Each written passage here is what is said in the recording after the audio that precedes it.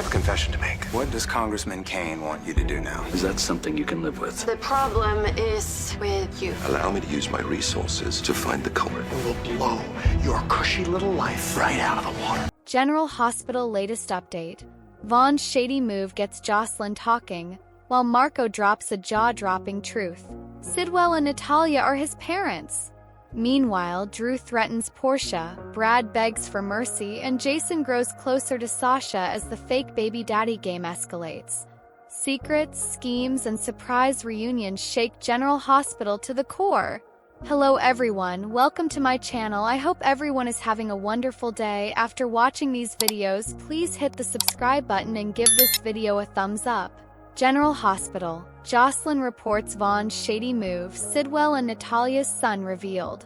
General Hospital indicates that Josslyn Jax, Eden McCoy reported Vaughn's, Bryce Durfee's shady move, while Jen Sidwell, Carlo Rhoda, and Natalia Ramirez's, Eva LaRue's son was revealed.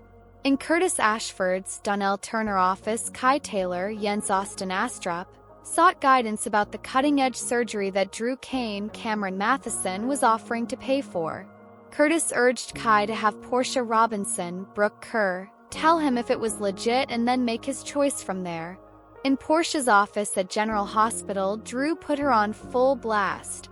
Since Drew wasn't happy about Curtis undermining him by using Congressman Kane in his press coverage, he took his anger out on Portia. Drew reminded Portia that he could blow up her life and insisted she was going to report back to him with updates on Curtis' moves. Later, Brad Cooper, Perry Shen, approached Portia with more demands, but she insisted their little arrangement was over since his leverage fell into Drew's hands. Brad realized this was Selena Wu's, Lydia Look, doing, so Portia was even angrier about her involvement. Although Portia fired Brad, he started begging for his job. Kai eventually showed up, so Portia put her tense conversation with Brad on hold. While Brad was waiting in the lab, Kai gave Portia the news about the innovative new procedure and got her to agree to research it. When Portia realized Drew was tangled up in all this, she seemed concerned. Afterward, Brad reconvened with Portia, who allowed him to keep his job. Portia hinted about Brad being useful to her, so it sounded like she might use him for shady tasks eventually.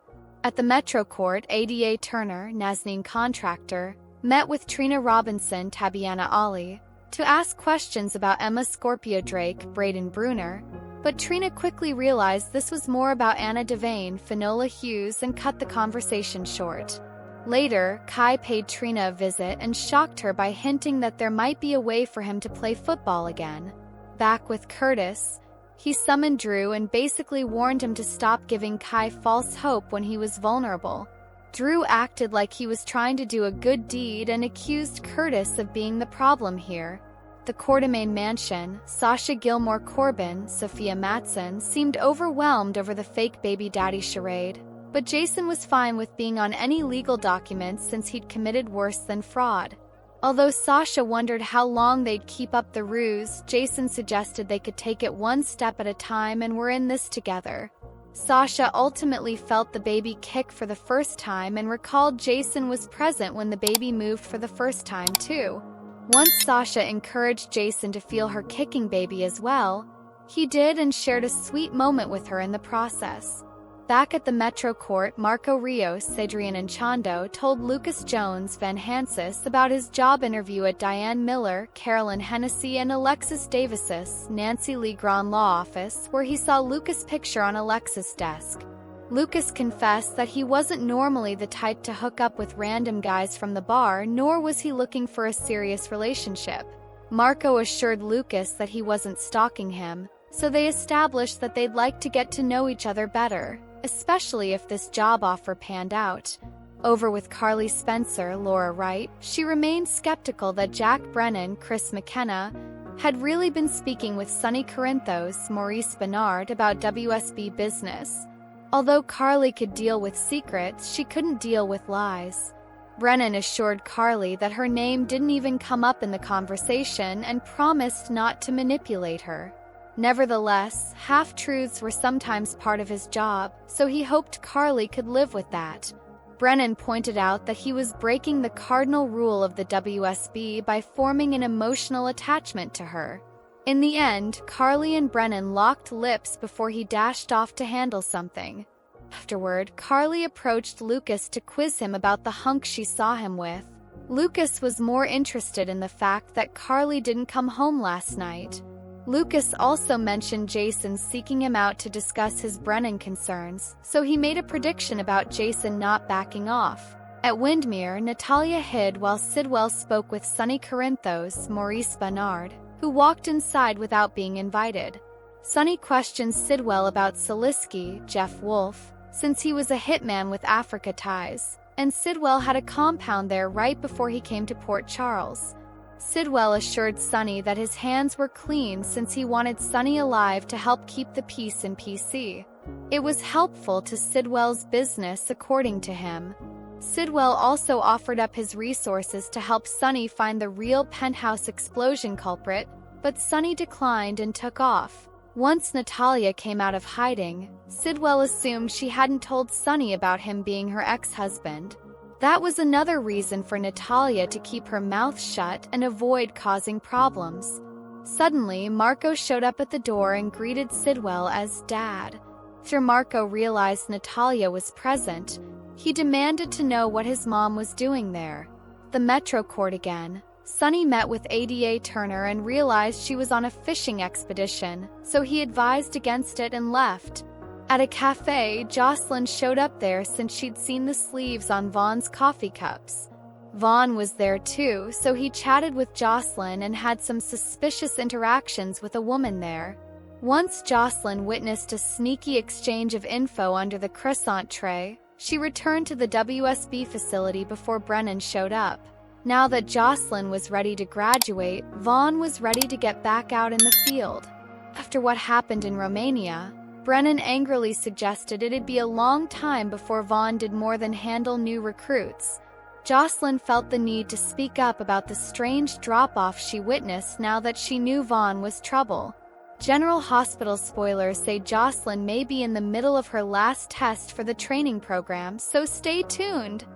Today's next update, Joss makes a serious accusation against Vaughn, and Marco has an unexpected family reunion.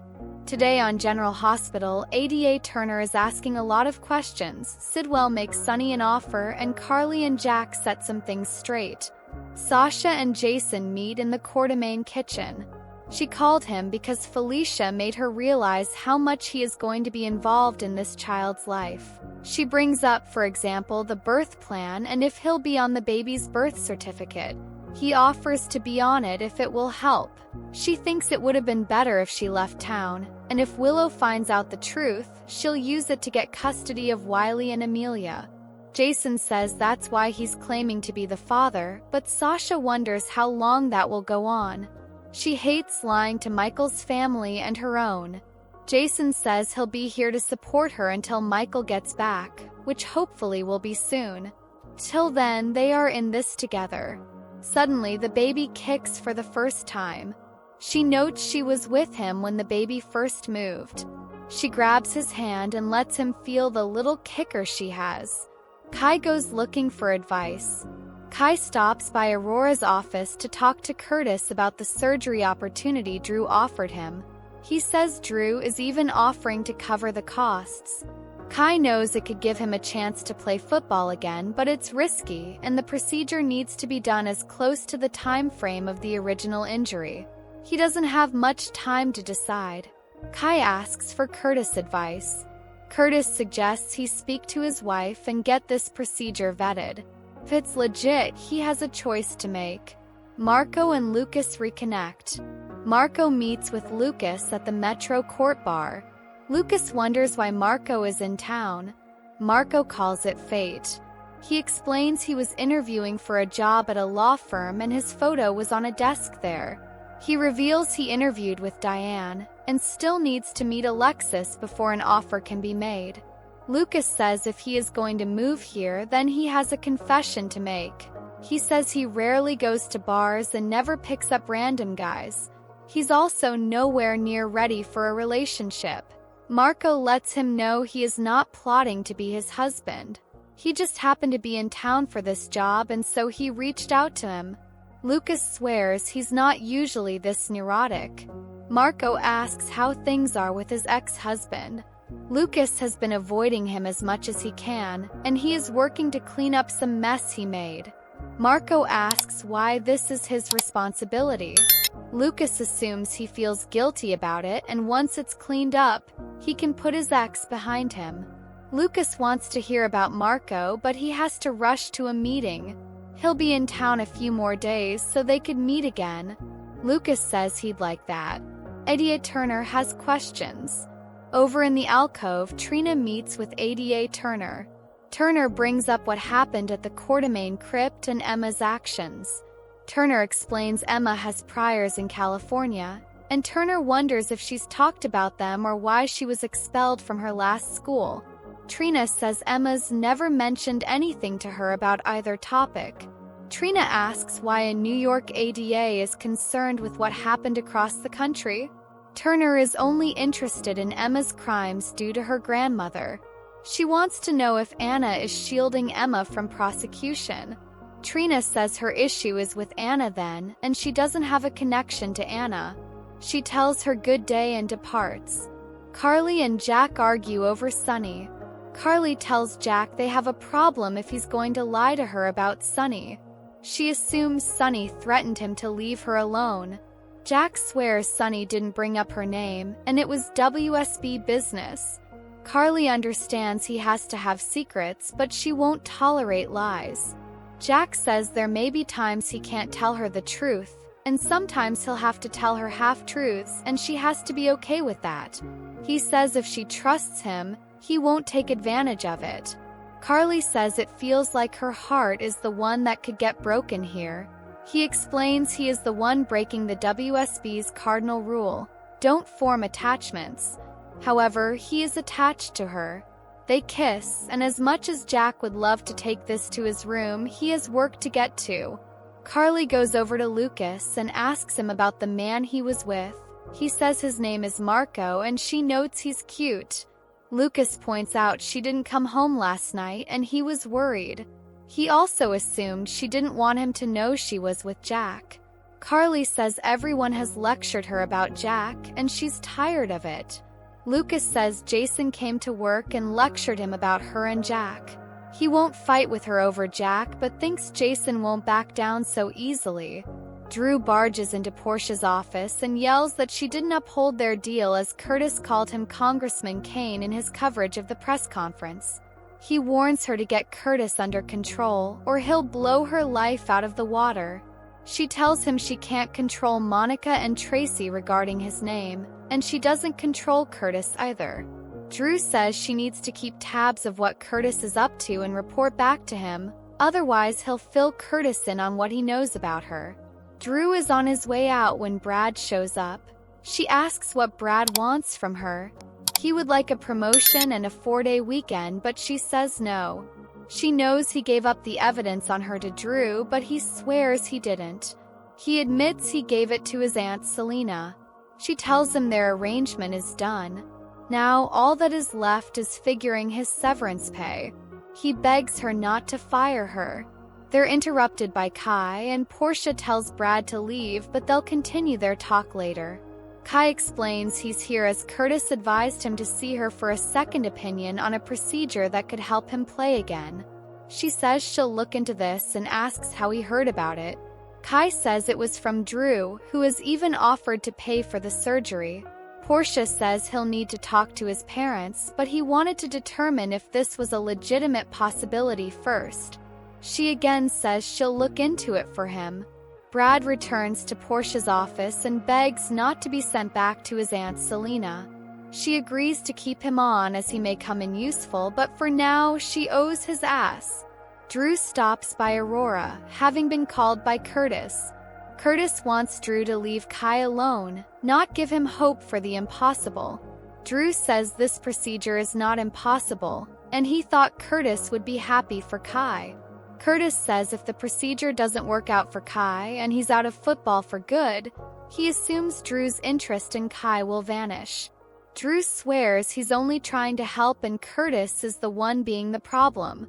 Kai stops by Trina's place and tells her he has fantastic news. Jens has a family reunion.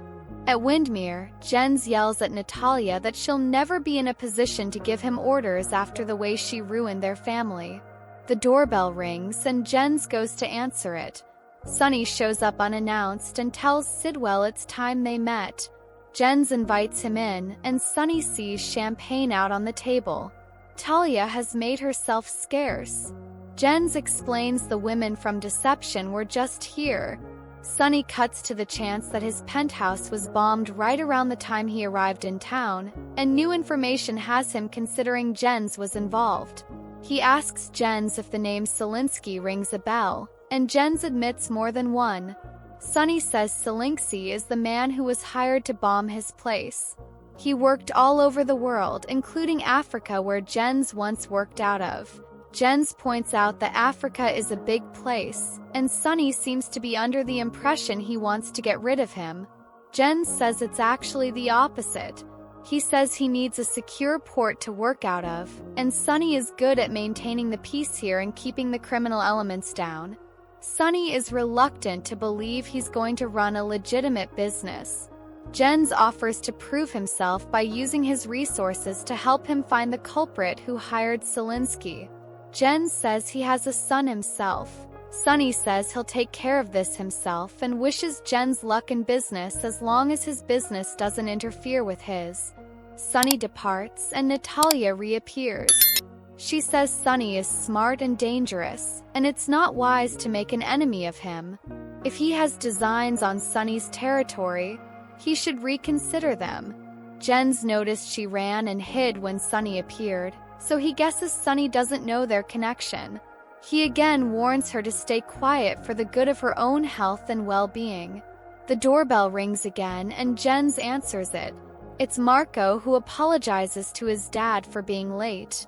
When he sees Natalia, he gasps, "Mom, what are you doing here?"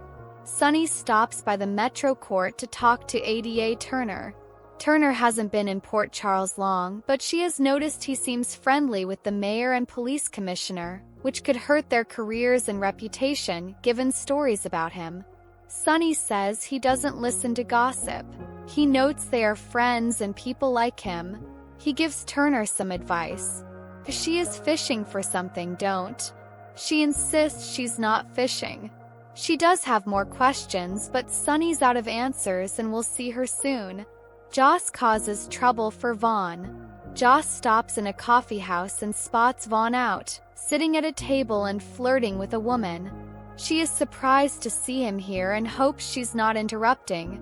The woman explains that she was only asking for some sugar and takes off. Vaughn thought she was in class today.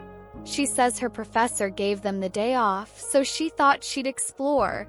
She sees the shop's logo on all his cups, so it must be good. He calls her perceptive. They make small talk, and Joss notes the croissants here seem popular. He grabs them some croissants before they sell out. He goes to get the tray of them, but collides with the woman who wanted sugar earlier. He spills the croissants, she helps him pick them up, and she passes a device to him under the tray, which Joss catches. Vaughn returns to Joss with the last clean croissant and says he was a little clumsy. Vaughn then claims he has to get to work, so she should enjoy her afternoon off. Joss returns to the gym where Vaughn is. Jack shows up to find out Joss' progress. Vaughn says Joss has passed all her tests and she's ready to graduate. He wants back in the field. Jack tells him given what happened in Romania, it will be a long time before he's back in the field. Jack asks if they have an understanding and Vaughn says they do. Before Vaughn leaves to give Jack and Joss privacy, Joss stops him. She tells Jack there is something he should know. She witnessed Vaughn receive a drop-off earlier.